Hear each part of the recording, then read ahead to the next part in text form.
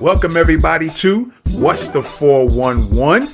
This is the place that brings you news, observation, interpretation, and news commentary. Let's get it. All right, welcome back to What's the 411 News. And we were doing a news report because this has been going around a lot lately, especially as the lineage of foundational Black Americans are getting their stuff together for reparations, for the reparations claim in America for the descendants of descendants of Black American slaves. All right. And so you've been seeing or noticing or hearing a lot lately that these other immigrant groups are trying to claim that they created different types of music, that they have culture, and that Black Americans in America have no culture at all. And you've been hearing people claiming they started hip hop, they created this music genre, that music genre, so on and so on, that their culture, they have culture. I know I repeated this already, that they claim they have so much culture and there's no culture in America. When they use that and they don't say Black, they're talking about Black Americans born here who are descendants of those who are already Black people that were already here, and the slaves that were sold, forced and sold here in America on United States soil. And so everybody wants to take this claim. You also have lately Soledad O'Brien try to all of a sudden claim now so some Latinos are Black. And I tweeted her out in response to saying, well, if they claim they're Black, if these Latinos claim that they're Black, do they claim Black all the time, or do they claim Black when it comes to their benefit and for their convenience? Or do they code switch up and then they Puerto Ricans again, or Mexicans, or whatever Latino you want to announce? And so we're doing a report. We might have some other reports in the future in regards to this particular topic regarding hip hop. Jamaicans claiming they made hip hop or influenced hip hop. Puerto Ricans claiming they made hip hop or influenced hip hop. And unfortunately, some other clowns in hip hop, rap genres are maybe they're doing it without knowledge. Maybe they're not looking things up and researching. The even big name people are giving too much other folks the credit where it shouldn't be credit given. So in this report, we're going to play a few receipts for you guys, and maybe this will set the record straight. But again, we might continue this report on in the future.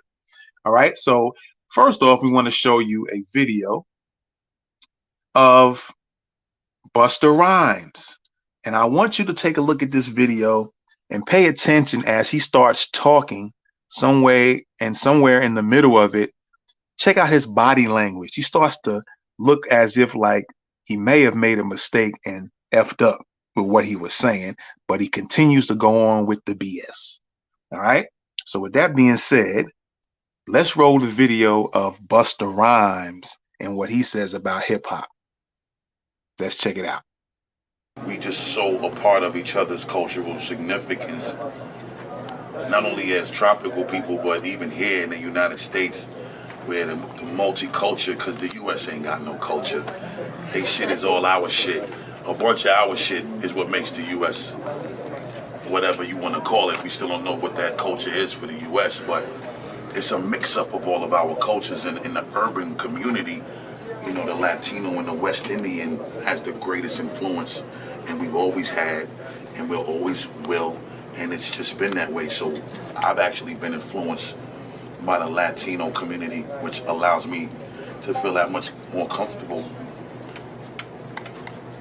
putting my West Indian influence in my music, because they made me feel that much more proud to be like, yeah man, me's a Jamaican, and I say it.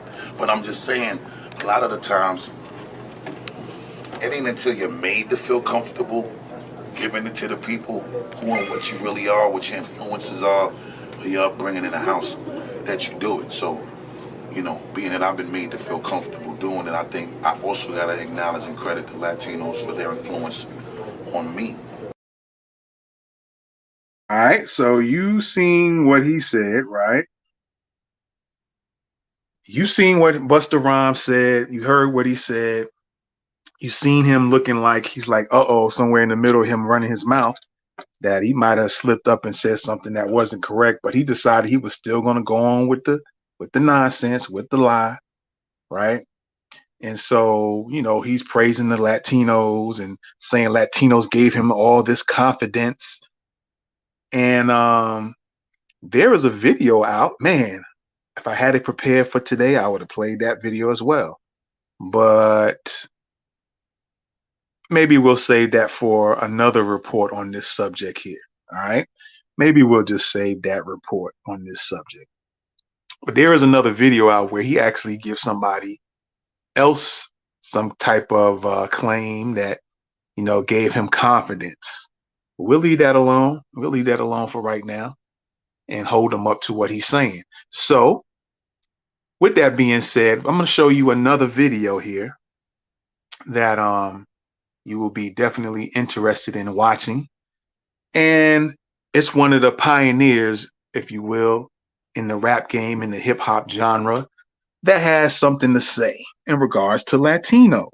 All right. So, with that being said, let's pull this video up so you guys can watch this one. All right. Let's roll that video. Directly that much in the early days of hip hop. They weren't. One or two. Okay. One or two. My partner, Disco Wiz, my first DJ partner in hip hop, he used to beat up people in the street for telling them, why you hanging with them niggas? Why you hanging with Morenos? Well, he was what, Puerto Rican? He was Puerto Rican, half Cuban.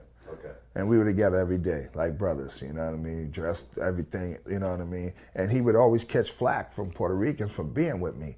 You know what I mean? And he'd knock them the fuck out. You know what I mean?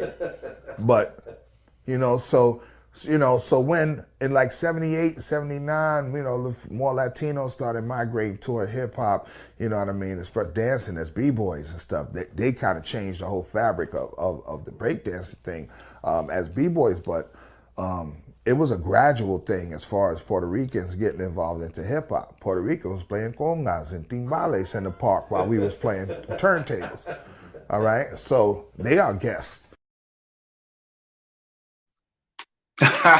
All right, so you heard that from the one and only Grandmaster Caz. All right, Grandmaster Caz breaking it down. Now he said the Latinos, they didn't have no influence on hip hop. He had a DJ who was Latino. I think he said he was Puerto Rican and I think Dominican. He mentioned that his DJ, Disco Wiz, and he said a lot of his own people, Disco Wiz being Puerto Rican, a lot of his own Puerto Rican people gave him a lot of flack for being with this black man being Grandmaster Caz, GMC. So he said a lot of Puerto Ricans was telling him, yo, why you messing with this Moreno? That's that Moreno music. So how does that sound like Puerto Ricans had a creation in hip hop or influenced it when they ain't even like the black dudes that were doing it?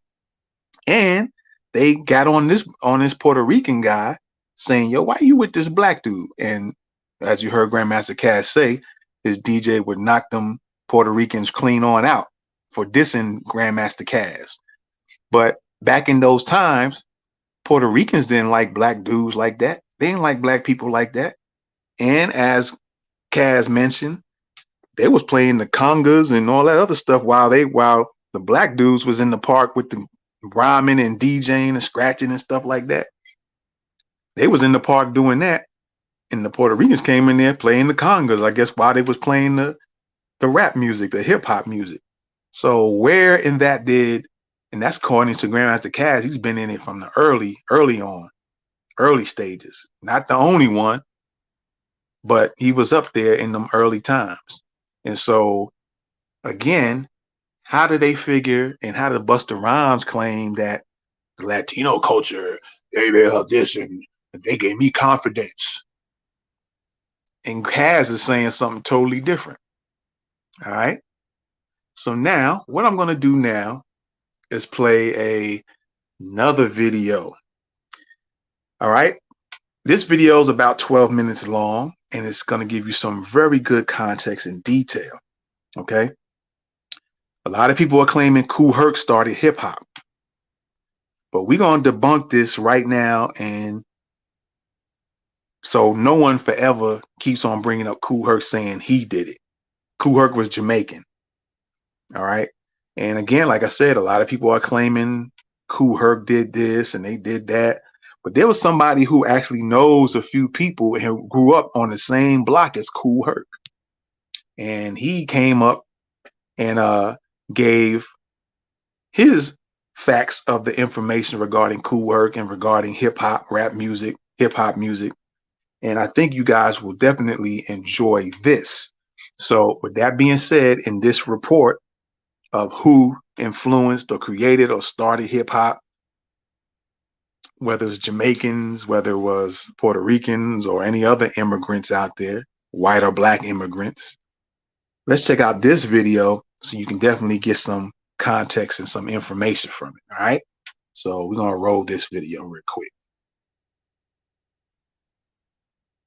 Puerto Rican anywhere in the Bronx in 1975, they're trying to make it seem like that person had something to do with the creation of hip hop just because they were just happened to be somewhere on a city block that a black person was on.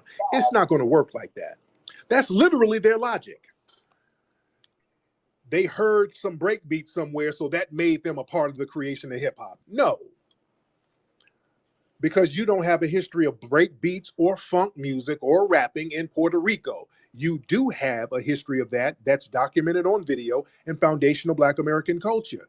Well, the Puerto Ricans influenced breakdancing. Show me some damn breakdancing in Puerto Rico before the 1970s. I can show you forms of early breakdancing going back to foundational Black American society to the 1890s. Thomas Edison did a film where there were some people doing what would become breakdancing. And you have James Brown, and you have people in the 1940s and 50s doing the damn moonwalk.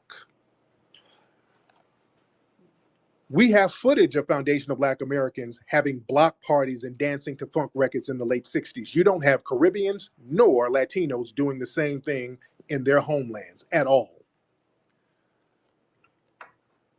We're not going to play that game. You didn't influence nothing. I want Black folks to get it.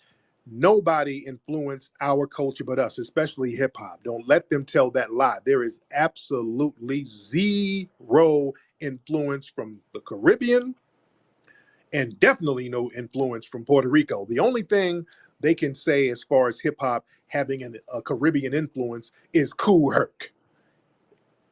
And he didn't bring anything culturally relevant to hip hop from Jamaica. He came over here when he was 12 years old, and they put every lie they can on Kool Herc. They're trying to say he brought over toasting and ska and reggae and sound systems and block parties. This is a 12-year-old. He didn't bring none of that over here.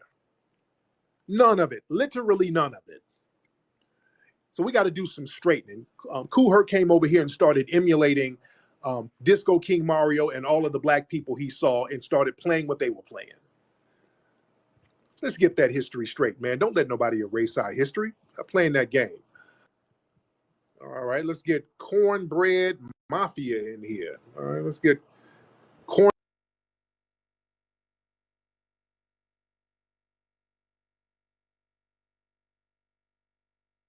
Cornbread Mafia in here. That's an interesting name. What's up, Cornbread? What's up, brother? On. Yeah, let's clear that up. I'm from Kool Herc block. Oh, wow. I'm directly from his block. I'm from Sedgwick. Okay. Kool Herc, you hit it on. He came here at 12 years old. When he came here at 12 years old, he had no clue. He didn't even want to be a DJ. He wasn't even thinking about being a DJ. He was playing with toys. He said, I hooked up with some Black American kids and I got Black Americanized. They took me through the streets of the Bronx. They taught me the latest slang, the latest dress, the latest haircut. He said, I learned all this from Black American kids. All my friends are Black American.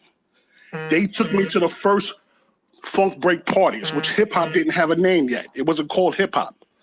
They took him to DJs like John Brown. And then later on, he learned people like Grandmaster Flowers and a lot of other DJs. That's when he started learning he wanted to be a Black American DJ. He seen the breakdance was already around him. He wanted to be a breakdancer. Hip hop already existed. It didn't have a name yet. Right. So he was learning all this from everybody else. When he first decided to want to be a DJ, he started learning from everybody, teach him how to use two turntables that already existed. They were already using two turntables. They was already mixing breaks. Grandmaster Flowers was the #1 DJ in New York City. His name was Grandmaster Flowers, not Flash. Yeah. They all wanted to emulate him because he was the best. Before disco started, he was doing what you call hip hop. It didn't have a name to it. It was blending funk breaks. He opened up for James Brown in 1969 in Yankee Stadium. Right. He was a warm-up DJ for them, and he was a fanatic for James Brown as a teenager. Now, was Pete DJ Jones around in that Yeah, time? he came after him. P. DJ Jones came after him. And they were mostly like doing like R&B and disco at that time. Disco didn't kick into 73. But before that, Right. Grandmaster Flowers was the best. Then you had another DJ called John Brown. That's where Herc learned how to learn the hip hop from. He was going to a club called the Plaza Tunnel. All the gang members, the graffiti writers, they all used to go there. Everybody was breakdancing to James Brown and Jimmy Castor, Aretha Franklin. Yes. They was blending those breaks already. Herc tells you himself, he said, I'm watching everybody break and I want to be down with this. I want to learn this. He wanted to learn how to do the DJ work. Phase 2 will tell you this because Phase 2 taught Herc how to graffiti. Herc was a graffiti writer first. He took Herc around to the different clubs, the Plaza Tunnel, the Puzzle, the Psychedelic Shack, the Factory West. Once he caught that bug about wanting to be a DJ and do the hip hop and the breaking, he became a DJ. You had Smokey and the Smokatrons. That was the DJ before Herc. He had all the B-boys, all the breakers at his parties first. But when Herc caught a ballroom, he got a ballroom, he rented it out, and he rented it out in a spot where it was neutral. You couldn't go to other hip hop parties because gangs affiliated different cultures in different neighborhoods, so you couldn't just walk in and party and have fun. He had a central spot in a place where he got a spot where everybody could come to and enjoy hip hop. That's how he became big. And then he started doing what everybody else doing, taking the break beats, mixing them together, and he put them back to back. Where everybody was doing break beats between 2 records, Herc would add 2 more. He wasn't good at blending. He wasn't good at mixing. He would just play the records back to back to back. Okay. That was it. Okay. But he wasn't good as everybody else. But he did become the dominant DJ. From 73 to 77, each DJ had their turn. His turn influenced Flash and Bambaataa, who came from his parties. Flash was a B-boy. Now, right. And Melly Mel was the B-boy. Yeah, they was all B-boys. They all used to go to Smokey parties first. They all went to Smokey and the Smokatrons. The Smokatrons was a B-boy crew first. They went there first. But when Herc started putting his stuff on and he started joining the bigger parties, they left Smokey and went to Herc's party. And that's when Mel and them was there, Flash was there. They was B-boys. And when they Now, what year we're talking? What year we're talking? When Herc started? No, when Smokey and the Smokatrons and those guys. Smokey started between 72 to 76, and he left. He had to run to the military. Okay, got it. And then Herc started 73. What were the Puerto Ricans doing around that the Puerto time? Ricans wasn't around like that. You may see 1 or 2, but they wasn't around because the racism between blacks and Puerto Ricans, it was situations at that time. Like the neighborhoods are mostly like all Puerto Rican, all black, or somewhat mixed. And you still had a bunch of Italians running, they had a whole bunch of neighborhoods. So the Puerto Ricans was into their salsa, their merengue, their bachata. They was all into that merengue and salsa mostly. That's what they was into, and they tried to get into disco. They had their own neighborhoods. By 1978, that's when you start seeing young Puerto Rican kids wanting to hang with the black kids, what they call morenos. They wanted to hang with the morenos because it was a different music at the time. They never heard of funk music. They didn't know anything about it. But hanging with their little black friends, that's how they started wanting to learn, what kind of dance is that? They call it the moreno dance. They were like, but that's what they called it, but we called it breaking, freestyle, and funk. Right. And that when we started. And by that time, like the Nigga Twins and Clark Kent and Charlie Rock, they had stopped breaking. Yeah, you know about. I know them personally. Right? I know them personally. Yeah. I know all of them. I know Sasa, King Trixie. I know all of them. All the first B-boys. They like 68, 67. They all started in 71. Yeah. Phase 2 was a B-boy. He's an original graffiti writer. He was an original. They all back then. Those guys, the Nigga Twins and Charlie Rock, the first B-boy crew was the Zulu Kings. They started in 76. They came from the parties watching A1 B-boy Sasa. That's the first B-boy. They came from watching him and the Nigga Twins and Clark Kent. That's how you get the Zulu Kings, because they went to those parties watching them. So they started to form the Zulu King B-Boys with Charlie Rock and them. After them came the Puerto Ricans. The Puerto Ricans started watching the Little Zulu Kings. That's Beaver and them. Beaver's the president of Little Zulu Kings. He started in 77, 78, and he started when everybody else retired. B-Boys was played out. The breaking was played out in 77. From 71 to 77, it was being done that whole time. And then originals, they thought it was played out. They went over to something else, like doing the hustle, electric boogie. They moved on to something else. But when the Puerto Ricans found it, they found it when it was already played out. Nobody was doing it anymore except the baby blacks, the baby Little Zulu Kings. That's who inspired them. And that's how you get your Rock Steadies and your Bronx Boys and your Rockwell Association, all these guys. They came later after the Little Zulu Kings. Charlie Chase, all the first Latin DJs and the first Latin rappers, they came late. They came 77, 78. They all came later. And they all each have a story. Like whipping those guys. And they tell you, Prince Whip, Charlie Chase, Tito, Disco Wiz, they all tell you it was racism. Puerto Ricans used to get at them like, why you hanging with the Morenos? Why you trying to act like and dress like the Morenos? Why you talking like them? Because they spoke a lot of Spanish back then. Mira this. Then with the blacks is like, yo, why is he here? Why Jose is here? Why he not playing with a salsa band or something? Why he not doing merengue? They said, nah, he cool. He with us. He learning. That's how that went. That's the part they're not telling you. Those are the details. Hip hop didn't have a name, and it existed for like 5 to 7 years before a Latino got into it. After them came the whites with Disco Fever. The owner of the Disco Fever was the first white guy that got into hip hop by giving everybody a chance to play at his club, the Disco Fever. His name was Al. Sal Albertino. He opened up Disco Fever. He let blacks play hip hop there. Then came Blondie. She was the second white person. These people all start. That's how they started coming in. First the Latinos, then the whites, and then they started opening the doors for everybody. Yeah. They always happen. Even with rock and roll, they try to steal our stuff. Soon we teach people, the same people we teach 50 years later say they was with us, so they helped us create it. Yeah, real talk. Man, Cornbread, I thank you so much, man. We got to talk. Email, send me a DM, man. Definitely. You got to be in this project because we're going to do a documentary project, getting all this stuff straight. I got to get you. I got the details. I'm connected with Wani. Wani will let you know. Oh, cool, man. Let's connect, brother. Thank you so much, bro. That's what I like right there. That brother was hitting on all cylinders. Everything he said was on it. Most of the stuff he said I already knew. So that brother was hitting nothing but facts. See, that's why we need our folks telling the truth about what the real deal is. You see? That's why we have to get some straightening. We got to get some people who was there for real, who can set the record straight so that ain't nobody out here trying to rewrite and revamp no damn history, man. Because they wouldn't let us do that to their history. This is what I'm saying. I've been telling people the stuff that this brother's saying. We've been doing hip hop, man. We were doing it. It was the foundation of Black American culture. We created it on our own. All of these people came later. In fact, they were racist against us when we were doing it initially. So it's very important to get some straightening going on. All right, so there you have it. All right, you got the facts, you got the information from the homie Cornbread, broke it all the way down. He grew up there with Kool Herc and them, stating that Kool Herc was 12 years old. He didn't influence nothing, and that he was influenced by the black people, that was the Black Americans that was doing all the stuff. Then he broke down with the Puerto Ricans. They didn't get into the game till several years later. And the fact that the Puerto Ricans and the black people, the Puerto Ricans didn't like the blacks. And they would tell some of the Puerto Ricans, like, why you over there with them? Why you dressing like them? Meaning they would ask the other Puerto Ricans, why you trying to dress like them black dudes? Why you trying to hang out with them and be all around them? So this nonsense about Jamaicans and Puerto Ricans starting this hip hop stuff is a bunch of garbage. But we're going to continue to report as long as people keep continuing saying that the foundational Black Americans did not create anything. We're going to come back with a report and with some more video receipts. All right.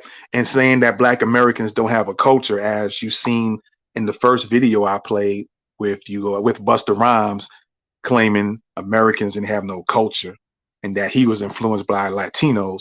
But I showed you another video after that where Grandmaster Caz even said that the Latinos or the Puerto Ricans didn't get into the game till later, and that Grandmaster Caz himself had a Puerto Rican DJ. So what Grandmaster Caz said and what Cornbread said matched up, and they wasn't even in the same place at the same time.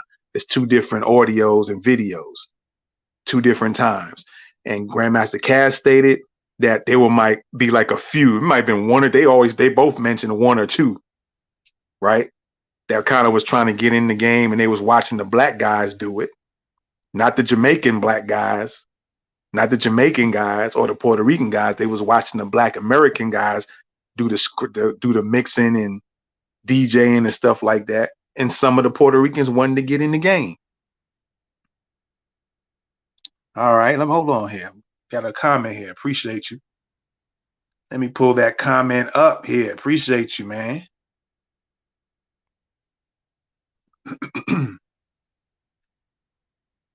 See if we can get this pulled up there. There we go. There you go. There you go. So yeah, Busta Rhymes claimed, oh, the Latinos influenced him and made him confident to do rap. And you heard it first from the dude who said he grew up in Cedric, I think it's Cedric Ave in the Bronx. I grew up in the Bronx too. And I'm probably around those in that kind of time frame, but I was little. I was a kid back in them time. They was probably in their teens or something in the early 70s. And people claiming that Jamaicans did it. They created hip hop and Latinos. And my man Cornbread just broke it down to you very clearly. And as you heard, Tariq is going to try to get with him because they're probably going to do a documentary on or some type of series on who really created the hip hop thing, who influenced the hip hop. So, yeah, a lot of stuff going on that shouldn't be going on. A lot of lies being told, and no one is clearing it up. And so that's why you get some facts, you get some history. And like I said, I'll be continuing this report as long as the word keeps trying to go around that other people have culture and then Black Americans don't have any culture. That's garbage. Black Americans during even slavery created inventions that they couldn't make money on. It wasn't Jamaicans that created inventions that we all using today. We still using some of this stuff today. Black Americans, foundational Black Americans are very creative and innovative. But whether it's in music, whether it's inventions, whether it's cooking food, so on and so forth. So, yeah, I could go on and on, but, I'm going to save it until I hear some more nonsense being put out there. And, we'll pull out the receipts again. I already have some videos already ready to play out if we need to do another news report on this particular topic. And it probably will do it because it involves culture. And so we're going to, we're going to keep up and follow this thing when it comes to the culture argument that Black Americans don't have any culture. That's crazy, man. Utterly crazy. Utterly crazy. Yeah, we'll get into it again. Shout out to Phantom Beat, man. Thanks for coming in. Appreciate you. And, we're going to do it again. So continue to follow this channel. Let everybody know about this channel. Subscribe to the channel. Tell them to subscribe to the channel. All right. And we're going to keep the news going. So with that being said, appreciate y'all for coming in. Be sure to share this video out, man. Copy this video and put it on your other social media platform. You know what I'm saying? And with that being said, this is What's the 411 News? And I'm out of here. We'll be back again with some news. I'm out. Peace. One love. Welcome everybody to What's the 411? This is the place that brings you news, observation, interpretation, and news commentary. Let's get it.